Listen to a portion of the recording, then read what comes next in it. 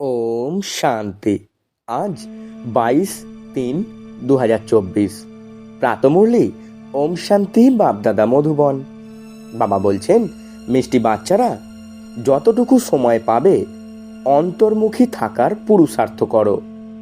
বহির্মুখিতাতে আসবে না, তাহলেই পাপ কাটবে। প্রশ্ন: উত্তরণের কলার পুরুষার্থ কি, যা বাবা সকল বাচ্চাকে শেখান? উত্তরে আজ বাবা দুটি পয়েন্টে আমাদের সকল বাচ্চাদের বোঝাচ্ছেন। প্রথম পয়েন্ট: বাচ্চারা উত্তরণ কলায় যাওয়ার জন্য বুদ্ধিযোগ এক বাবার সাথে যুক্ত করো। অমুকে এই রকম, ও এই রকম করে, এর মধ্যে এই অবগুণ আছে, এসব বিষয়ে যাওয়ার দরকার নেই। অবগুণ দেখা থেকে মুখ ঘুরিয়ে নাও।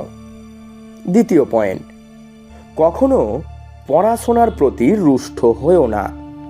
মুরলিতে যে ভালো ভালো পয়েন্টস আছে সেগুলো ধারণ করতে থাকো, তবেই চড়তি কলা হতে পারবে।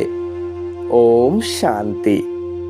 এখন এটা হলো জ্ঞানের ক্লাস, আর ভোরবেলায় যোগের ক্লাস। কোন যোগ?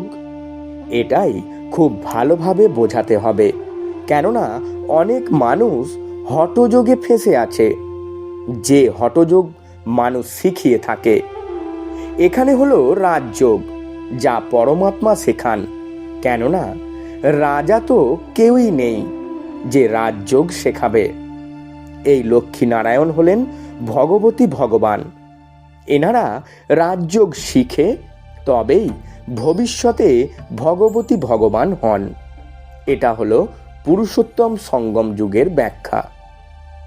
একেই বলা হয় পুরুষোত্তম। পুরানো এবং নূতন দুনিয়ার মধ্যবর্তী সময়।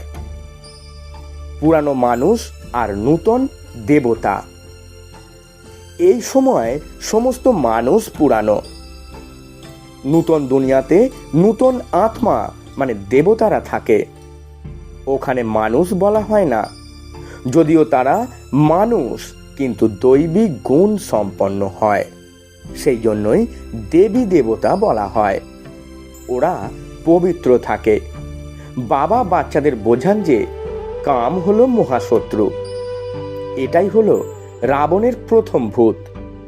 কেউ অত্যধিক ক্রোধ করলে বলা হয়, কেন চিৎকার করছো? এই দুই বিকার হলো বড় শত্রু। লোভ আর মোহের জন্য চিৎকার করে এরকম বলা হয় না। মানুষের মধ্যে সায়েন্সের অহংকারের কারণে কত ক্রোধ থাকে, এটাও অনেক ক্ষতির কারণ হয়ে দাঁড়ায়। কামের ভূত ইত্যাদি আদি মধ্য অন্ত দুঃখ দিয়ে থাকে। একে অপরের প্রতি কাম কাটারি চালায়। এসব বিষয় বুঝে তারপর অন্যদেরও বোঝাতে হবে।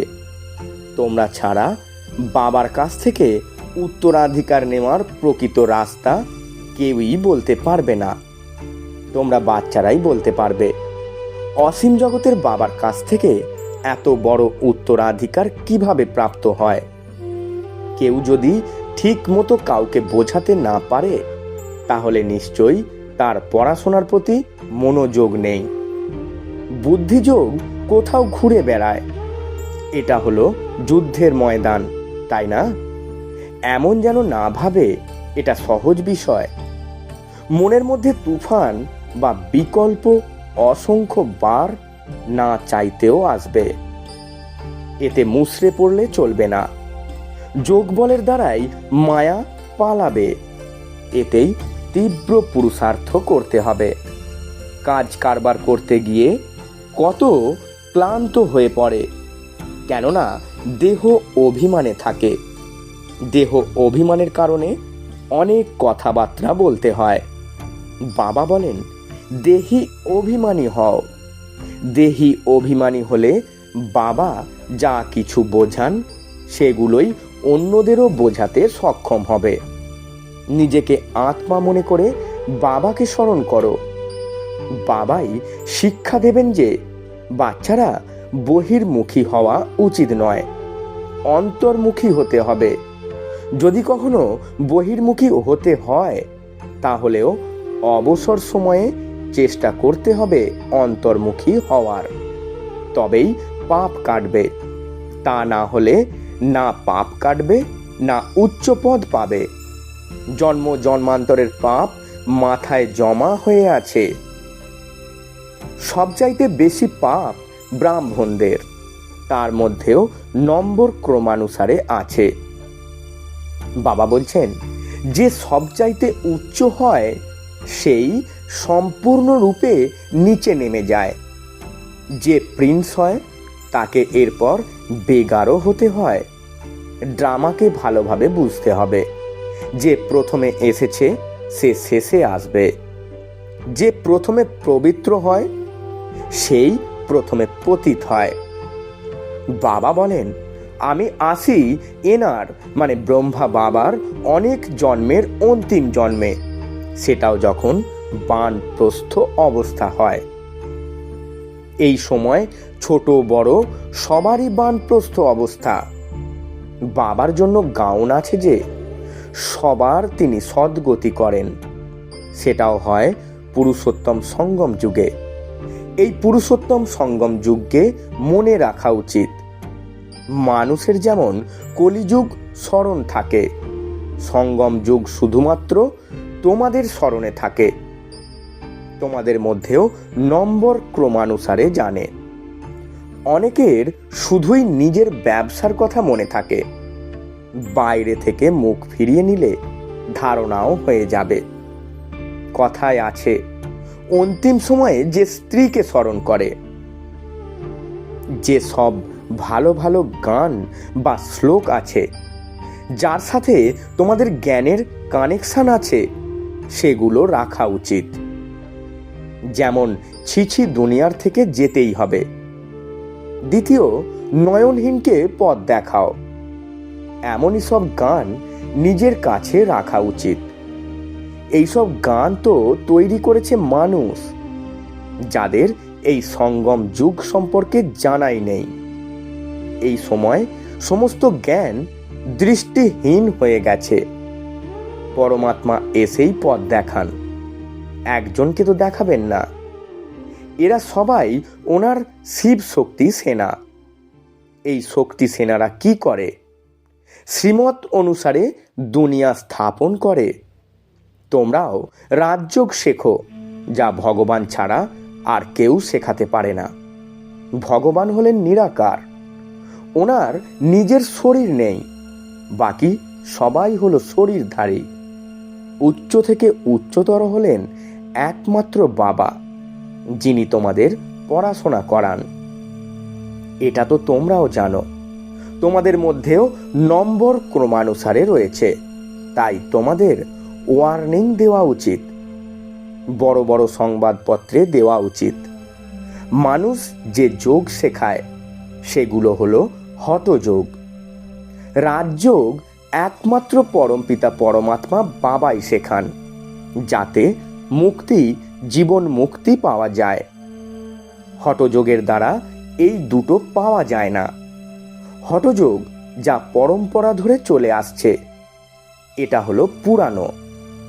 এই রাজযোগ শুধু সঙ্গম যুগে বাবা এসেই শেখান। বাবা বুঝিয়েছেন, ভাষণ দেওয়ার সময় টপিকস বের করে রাখা উচিত, কিন্তু এটা করে না। শ্রীমত অনুসারে খুব অল্প সংখ্যক চলে।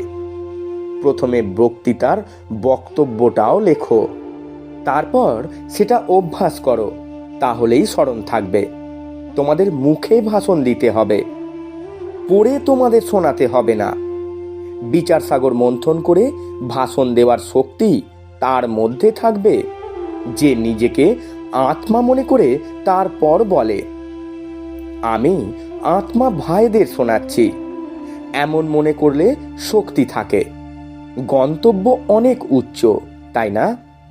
দায়িত্ব নেওয়া এটা কোনো মাসির বাড়ি যাওয়া নয়। যত তোমরা শক্তিশালী হবে, মায়া ততই আক্রমণ করবে। অঙ্গদ বা মহাবীরও শক্তিশালী ছিল, তবেই তারা বলতে পেরেছিল যে রাবণ আমাদের নাড়িয়ে দেখাক। এটা স্থূল বিষয় নয়, শাস্ত্রে অনেক কাহিনী লেখা আছে।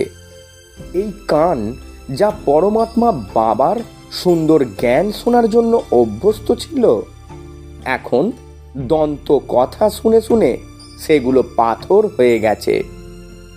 ভক্তিমার্গে মাথাও ঠুকেছ, অর্থ খরচ করেছ তোমরা, সিঁড়ি বেয়ে নিচে নেমেই এসেছ। 84 জন্মের কাহিনী, যারাই ভক্তি করেছে নিচেই নেমে এসেছে। এখন বাবা এসে উপরে ওঠার কলা শেখাচ্ছেন। এখন তোমাদের উত্তরণের কলা। যদি বুদ্ধিযোগ বাবার সাথে যুক্ত না করো, তাহলে অবশ্যই নিচে নামতে হবে। বাবাকে স্মরণ করলে উপরে উঠবে। এতে অনেক পরিশ্রম, কিন্তু বাচ্চারা গাফিলতি করে। কাজকর্মে বাবা এবং নলেজকে ভুলে যায়। মায়া তুফান নিয়ে আসে। অমুকে এমন, এটা করে, এই ব্রাহ্মণী এমন, এর মধ্যে এই অবগুণ আছে। আরে এতে তোমাদের কি যায় আসে? সর্বগুণ সম্পন্ন তো কেউই হয়নি। কারোর অবগুণ না দেখে গুণ গ্রহণ করতে হবে। অবগুণ দেখলে মুখ ঘুরিয়ে নাও। মুরলি তো পাচ্ছ, সুতরাং সেটা শোনো আর ধারণ করতে থাকো। বুদ্ধি দিয়ে বুঝতে হবে যে বাবার কথা সম্পূর্ণ ঠিক। যে বিষয় ঠিক মনে হবে না, ছেড়ে দেওয়া উচিত। পড়াশোনার প্রতি কখনো মন খারাপ করা উচিত নয়। ব্রাহ্মণীর প্রতি বা পড়াশোনার প্রতি রুষ্ট হওয়া অর্থাৎ বাবার প্রতি রুষ্ট হওয়া। এমন অনেক বাচ্চারা আছে যারা এরপর সেন্টারে আসে না। যে যেমনই হোক না কেন, তোমাদের কাজ মুরলির সাথে। যে মুরলি শুনছ তার মধ্যে থেকে ভালো ভালো পয়েন্ট শুনে ধারণ করতে হবে। কারোর সাথে কথা বলে ভালো না লাগলে শান্ত হয়ে মুরলি শুনে চলে যাওয়া উচিত। অসন্তুষ্ট হওয়া উচিত নয় যে আমি এখানে আর আসবো না। নম্বর ক্রমানুসারে তো আছেই, এটাও ভালো। ভোরবেলায় উঠে তোমরা স্মরণে বসো। বাবা এসে সার্চ লাইট দেন। বাবা অনুভব শোনাতে যখন বসেন, তখন তার বিশেষ বাচ্চাদের কথা প্রথমে স্মরণে আসে। বিদেশ হোক বা কলকাতায়, তাহলেও তিনি তার বিশেষ বাচ্চাদের স্মরণ করে সার্চ লাইট দেন। বাচ্চারা এখানে বসে আছে, কিন্তু বাবা স্মরণ তাদেরই করেন যারা সার্ভিস করে। যেমন কোনো ভালো বাচ্চা শরীর ত্যাগ করে চলে গেলে বাবা সেই আত্মাকে স্মরণ করেন যে অনেক সার্ভিস করে গেছে, নিশ্চয়ই কাছাকাছি কোনো ঘরে জন্ম নেবে। সুতরাং বাবা তাকেও স্মরণ করে সার্চ লাইট দেন। এমনিতে তো সবাই বাবার বাচ্চা, কিন্তু কারা কারা ভালো সার্ভিস করে ইনি তো সব জানেন। বাবা বলেন এখানে সার্চ লাইট দাও, তখন দেন।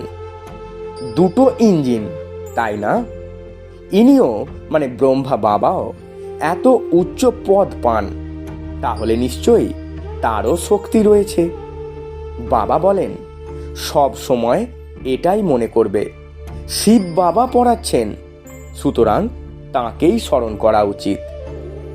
বাবা বলছেন তোমরা তো বুঝতে পেরেছ যে এখানে দুটো বাতি আছে, আর কারোর মধ্যে দুটো বাতি নেই। সেই জন্যই এখানে দুই বাতির সম্মুখে আসলে ভালোভাবে রিফ্রেশ হয়ে যায়। অমৃত বেলার সময়ও খুব ভালো। স্নান করে ছাদে গিয়ে একান্তে চলে যাও। বাবা তো সেই জন্যই এত বড় বড় ছাদ তৈরি করিয়েছেন। পাদ্রীরাও সম্পূর্ণ সাইলেন্সে চলে যায়, নিশ্চয়ই খ্রাইস্টকেই স্মরণ করে।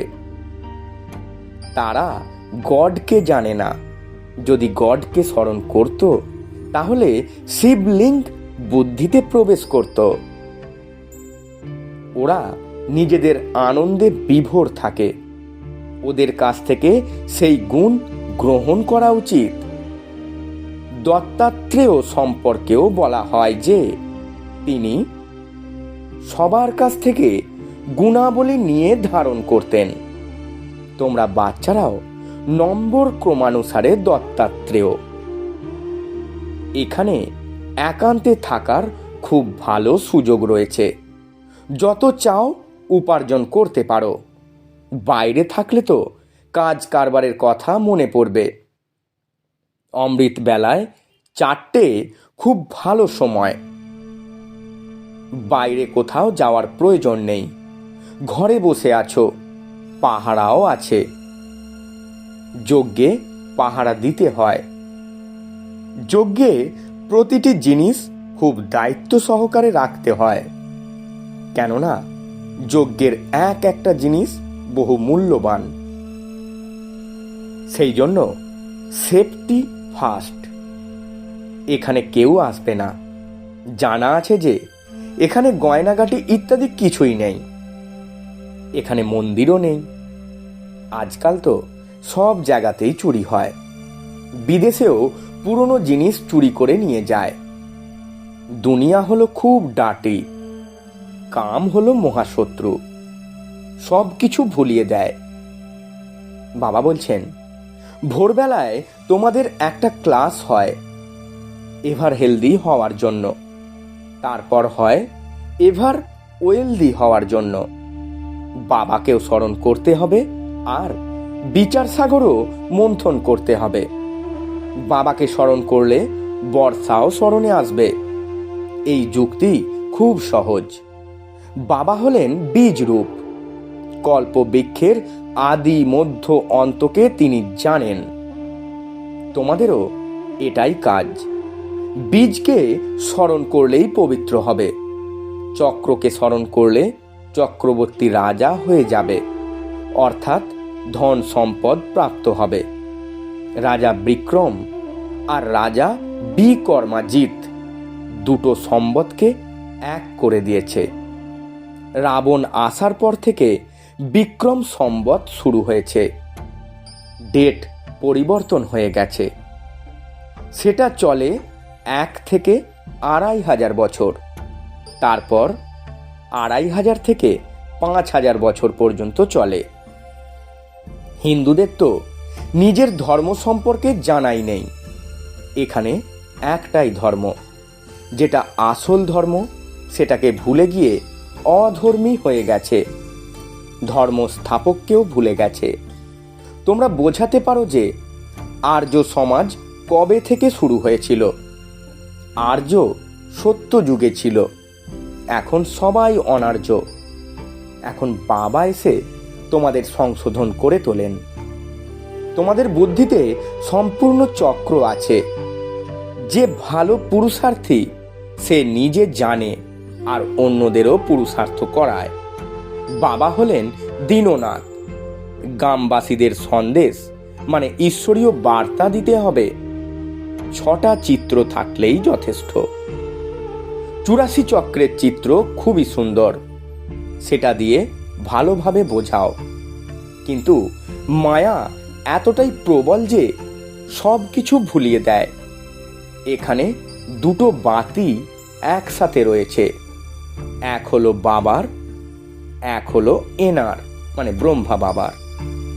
দুই শক্তিশালী, কিন্তু বলেন যে তোমরা একটাই শক্তিশালী বাতিকে ধরে থাকো।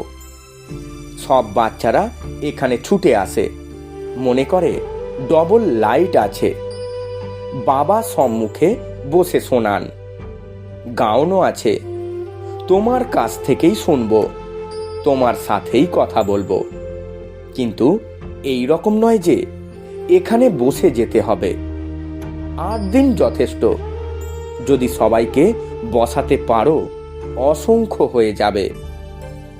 ড্রামা অনুসারে সব কিছু চলতে থাকে, কিন্তু তোমাদের অতীব আন্তরিক খুশি থাকা উচিত। সেই খুশি তাদের থাকে যারা নিজ সমান করে তোলে। প্রজা তৈরি করবে, তবেই রাজা হতে পারবে। পাসপোর্টও চাই। বাবাকে কিছু জিজ্ঞাসা করলে বাবা তৎক্ষণাৎ বলেন, নিজেকে দেখো, আমার মধ্যে কোনো অবগুণ আছে? স্তুতি, নিন্দা সব সহন করতে হয়। যজ্ঞ থেকে যা পাওয়া যায় ওতেই খুশি হয়ে থাকতে হবে। যজ্ঞের ভোজনের প্রতি অত্যধিক ভালোবাসা থাকা উচিত। সন্ন্যাসীরা থালা ধুয়েও জলটা পান করে, কেননা ওদের কাছে ভোজনের মাহাত্ম্য আছে। এমন সময় আসবে যখন আনাজ পাওয়া যাবে না, সুতরাং সব কিছুই সহন করতে হবে, তবেই পাস করতে পারবে। আচ্ছা, মিষ্টি মিষ্টি হারানেদি বাচ্চাদের প্রতি মাতা পিতা বাপদাদার স্মরণে স্নেহ সুমন আর সুপ্রভাত। আত্মাদের পিতা তার আত্মারূপী বাচ্চাদেরকে জানাচ্ছেন নমস্কার। আমরা আত্মারূপী বাচ্চারা আমাদের আত্মারূপী মাতা পিতা বাপদাদাকে জানাই স্মরণে স্নেহ সুমন আর সুপ্রভাত এবং শত কোটি নমস্কার। ধারণার জন্যে মুখ্য সার। প্রথম পয়েন্ট, কারোর মধ্যে কোনো অবগুণ দেখলেই নিজের মুখ ফিরিয়ে নিতে হবে। পড়াশোনার প্রতি কখনো রুষ্ট হওয়া উচিত নয়। দত্তাত্রেয়র মতো সবার কাছ থেকে গুণ ধারণ করতে হবে। দ্বিতীয় পয়েন্ট, বাইরে থেকে বুদ্ধিযোগ ছিন্ন করে অন্তর্মুখী হওয়ার অভ্যাস করতে হবে। কাজ কারবার করতে করতেও দেহি অভিমানী হয়ে থাকতে হবে। বেশি কথাবার্তার মধ্যে থাকা উচিত নয়। বরদান, ঈশ্বরীয় সেবার বন্ধনের দ্বারা সমীপ সম্বন্ধে আসা রয়্যাল ফ্যামিলির অধিকারী ভব। ব্যাখ্যায় বাবা বলছেন, ঈশ্বরীয় সেবার বন্ধন সম্বন্ধকে সমীপে নিয়ে আসে। যে যত সেবা করে ততই সেবার ফল সমীপ সম্বন্ধে আসে। এখানের সেবাধারী ওখানে রয়্যাল ফ্যামিলির অধিকারী হবে। এখানে সেবা যত হার্ড হবে ততই আরামে সিংহাসনে বসবে, আর এখানে যে আরাম করবে সে ওখানে গিয়ে কাজ করবে। এক এক সেকেন্ডের এক একটি কাগজের হিসাব নিকাশ বাবার কাছে আছে। স্লোগান, স্বপরিবর্তনের দ্বারা বিশ্ব পরিবর্তনের ভাইব্রেশন তীব্র গতিতে ছড়িয়ে দাও। ওম শান্তি। নমস্কার।